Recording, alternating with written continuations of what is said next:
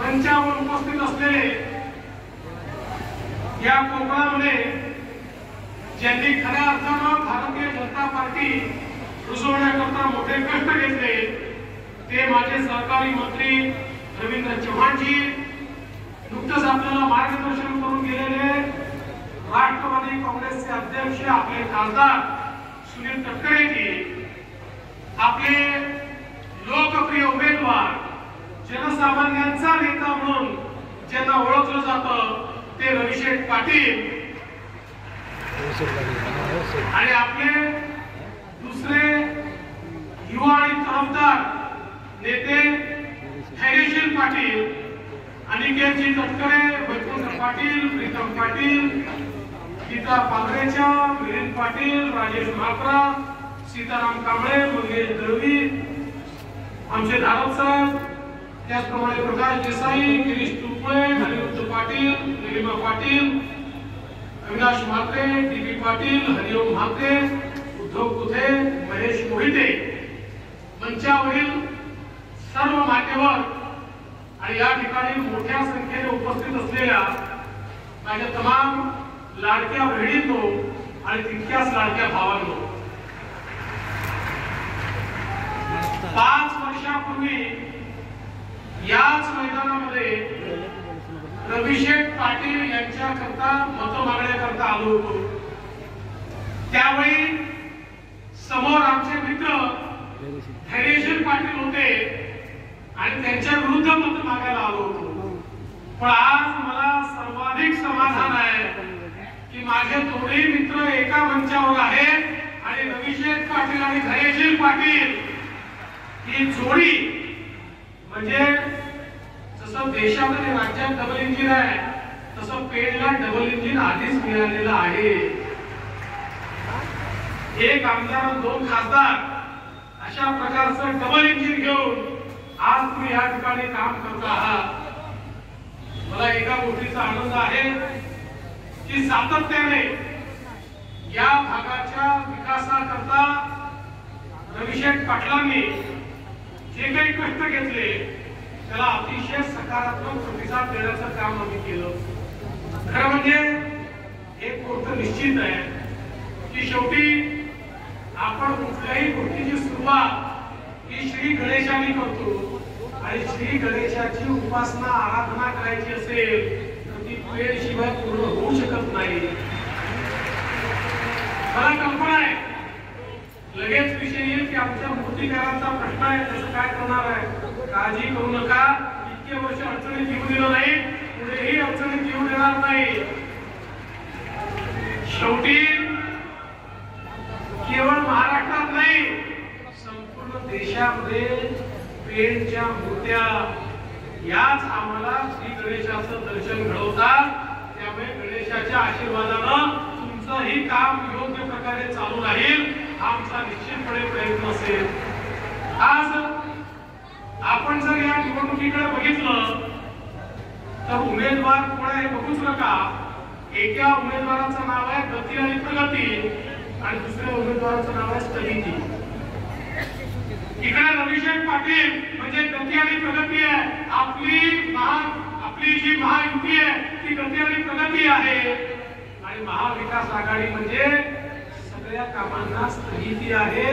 आपण 2.5 वर्ष बघितलं अरे हा अटल सेतू तुम्हाला खूप पूर्वी मी देऊ शकलो असतो, पण 2.5 वर्ष नादान लोकांचं सरकार आलं, त्यातही त्यांनी पुढा घातला आणि अटल सेतूची गती कमी केली। पण मला आनंद आहे आज पेड आणि मुंबई मधलं अंतर काय लोकांना लक्षातच येत नाही।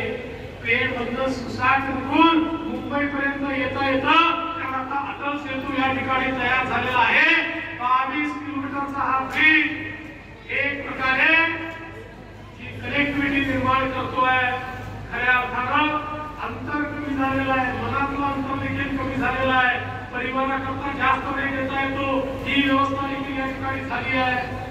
आणि बंधुभगिनींनो याच्यासोबत दुसरी कनेक्टिव्हिटी आपण जो विरार अलिबाग कॉरिडॉर करतो आहे त्याच्यामुळे एक वेगळी कनेक्टिव्हिटी तयार होणार आहे। पण मला याची कल्पना आहे की हा कॉरिडॉर तयार करत असताना भूसंपादन भूसंपादनाचे काही प्रश्न आहेत, निवाड्याचे काही प्रश्न आहेत. काळजी करू नका. आपल्या सरकारने कधीही शेतकऱ्याची जमीन कबूल भावना घेतली नाही. तुम्ही बघा, जर तुम्ही या ठिकाणी समृद्धी महामार्गाचं उदाहरण घेतलं तर समृद्धी महामार्गामध्ये 100% जमीन कन्सेंटने आम्ही घेतली. कन्सेंटने लोक आमच्याकडे यायचे, जरा आमच्याही शेतीतून मार्ग गेला तर बरा होईल, तुमचा दर चांगला असं आम्हाला म्हणायचे. त्यामुळे विरार अलिबाग कॉरिडॉर आणि जे काही रस्ते होत आहेत याच्यामध्ये भूसंपादनाचे जे प्रश्न निर्माण झालेले आहेत, योग्य दर देऊनच या ठिकाणी जमीन घेतली जाईल. आणि मी तुम्हाला सांगतो, अटल सेतू आणि हा कॉरिडॉर झाल्यानंतर खूप मोठ्या प्रमाणात या भागामध्ये कनेक्टिव्हिटी जी आहे ती कनेक्टिव्हिटी सुरू होणार आहे. आपल्याला सगळ्यांना याची कल्पना आहे. आज आपण पाहू शकतो, बाग बंदिस्तीचं काम आपण सुरू केलं. कार बंदिस्तीमुळे 2000 एकराला सिंचन मिळालं आणि आता तर आपण वर्ल्ड बँकेच्या माध्यमातून कार्यक्रम घेतलाय, पैसा मिळवलेला आहे. वर्ल्ड बँकेच्या निधीत आता या ठिकाणी रविशेठ पाटील सांगत होते, रविशेठ पाटील चिंता करू नका, आता पैशाची कमतरता नाही. याकरता तुम्हाला जेवढा निधी लागेल तेवढा वर्ल्ड बँकेच्या योजनेतून आम्ही तुम्हाला मिळवून देऊ. आज आपण पाहतोय तामसी घोडा येथील 15चा विकास करण्यात येतोय, धरमतर जेटीचा विकास करण्यात येतोय, गेटवे पासून वाहतूक आपण सुरू करणार आहोत. खरं म्हणजे 2.5 वर्ष वाया गेले नसते तर गतिमान जल वाहतूक देखील या ठिकाणी सुरू झाली असती. त्याच्यामुळे धरणातून पिण्याच्या पाण्याचं आरक्षण आपण दिलं, त्याकरता निधी आपण उपलब्ध करून दिला. आता पेण शहराला जी अवस्था होती धरण उशाशी आणि कोरड घशाशी ती अवस्था राहणार नाही. रविशेठ पाटलांच्या नेतृत्वात पाणीदार पेर हे या ठिकाणी तयार होत आहे आणि लोकांना पाणी मोठ्या प्रमाणात उपलब्ध होत आहे. बाळगंगा धरणाचं काम 80% आपण पूर्ण केलंय. पण ते करत असताना मला याची कल्पना आहे, प्रकल्प बाधितांचे प्रश्न आहेत. मी आलो तेव्हा धैर्यशील पाटील तोच विषय मांडत होते. चिंता करू नका, आचारसंहिता संपल्यानंतर सगळ्यात पहिली बैठक बाळगंगा धरणग्रस्तांची घेईल आणि सगळे प्रश्न या ठिकाणी सोडवण्याचं काम आपण करू. आज आपण बघा, कुंडलिका नदी संवर्धनाचं 134 कोटीचं काम आहे. मोदीजींनी जी पहिली 20 कामं देशामध्ये हातात घेतली त्यात हे काम चाललेलं आहे. नागेश्वरी योजना 448 कोटीची, अंबोलीची 123 कोटीची, गाव सिंचनची 69 कोटीची, या सगळ्या योजनांच्या माध्यमातून मोठ्या प्रमाणात जलसिंचनाची व्यवस्था आपण करतोय. आणि त्यासोबत देवस्थानच्या पुलाचं बांधकाम करून एक प्रकारे कोकणाला मुंबईच्या जवळ आणण्याचं काम आपल्या सरकारच्या माध्यमातून होत आहे. आणि म्हणून मी आपल्याला एवढीच विनंती करण्याकरता आलोय, आज ज्या प्रकारे आपल्या सरकारने विकास केलाय, एकीकडे विकास करत असताना राज्यातल्या शेतकऱ्याच्या पाठीशी आपलं सरकार उभं राहतं. शेतकऱ्यांना मोठ्या प्रमाणात त्या ठिकाणी पीक विम्याचे पैसे असतील, आपण जवळजवळ 8,000 कोटी रुपये दिले. नमो किसान सन्मान योजना सुरू केली आणि मोदीजींच्या 6,000 रुपयांसोबत 6,000 रुपये आपले 12,000 रुपये शेतकऱ्यांना द्यायची सुरुवात केली. आणि आता तर आपण ठरवलं आहे, पुन्हा नव्याने सरकार आल्यानंतर 12,000 नाही 15,000 रुपये आपण शेतकऱ्यांना त्यांच्या खात्यामध्ये देणार आहोत.